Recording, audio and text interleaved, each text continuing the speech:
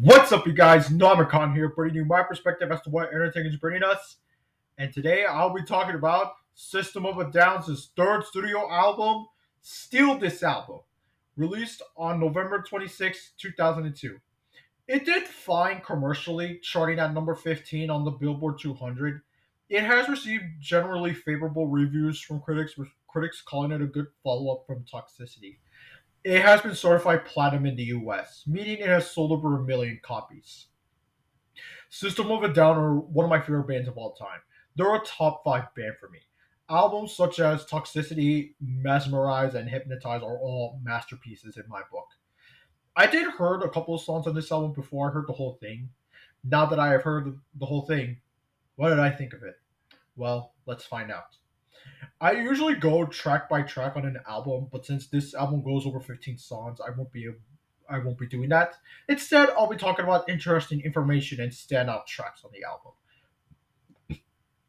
So this album was being developed right after the release of Toxicity. Hence, when the album was leaked at the time, it was called Toxicity 2. When Serge Tankian and co were aware of the fact that it got leaked, they were very disappointed by that.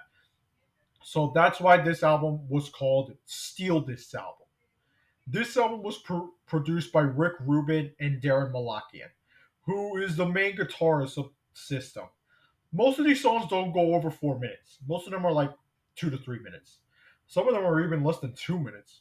Some of the songs that stood out to me are Boom, Bubbles, 36, Fuck the System, and Roulette. Boom being the biggest single off this album, and it's about the band taking massive shit on the Bush administration for them signing down the war on Iraq. They rarely play this song live, and the reason for that is, according to John Dolmayan, it is more so a spoken word song. So playing it live, proves to be really difficult. Bubbles is less than 2 minutes, but man, it goes so fucking hard.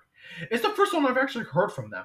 I heard this song on the Newgrounds video. It was one of the Mario versus Sonic shorts. I saw the short when I was really young, so I didn't know who System of a Down were at the time. But yeah, but hearing that song, but I did heard that song. It was pretty crusty. The mixing was rough since it that short I was released in like the mid to late 2000s. So that was when Newgrounds was at its peak. But it was until many years later where I've heard Chop Suey knowing it was System of a Down, and I have been hooked on them ever since. 36 is by far the shortest song in the album, going less than a minute. This song is weird. It's just Church taking on how life is unnecessary. I feel like it is way too undercooked. It's just me. Maybe it's just me. That goes for most of the songs on this album. I feel like a couple of the songs, like Thetawaves in particular, it is very undercooked. Like that song in particular, it just ends like I don't know. It's like a almost 3 minute song, but it just ends like out of nowhere. It just ends. The way it ends is it just threw me off, and it interludes to Roulette, which is the only which is like the only acoustic song in the album, and it's about the protagonist being undecisive on whether he's in love or not. So, and the last song I want to talk about is "Fuck the System." It's a song where Serge was rambling on how the U.S. system is absolute trash. The band members of System of a Down are from Armenia, and there is always conflict over there. And somehow the U.S. is one of those countries where they get involved in the or said conflict, whether the Armenians like it or not. So this album does sound pretty similar to Toxicity, but like I said, I feel it is nowhere near as cohesive as its predecessor. I'm kind of glad they changed the name of the album because if it was called Toxicity 2, I feel like it would have stained the name from its predecessor. But since the album was leaked early, it felt like the band had to get the album out as soon as possible so that everyone can officially buy it. Overall, Still, this album is it. I still think it's a good album, but compared to their other works, it's, compared to like Toxicity, Mesmerize, Hypnotize, and their self-titled, it is yeah, it is nowhere near. It is nowhere near as good as those. Like I said, it is definitely my least favorite album from them.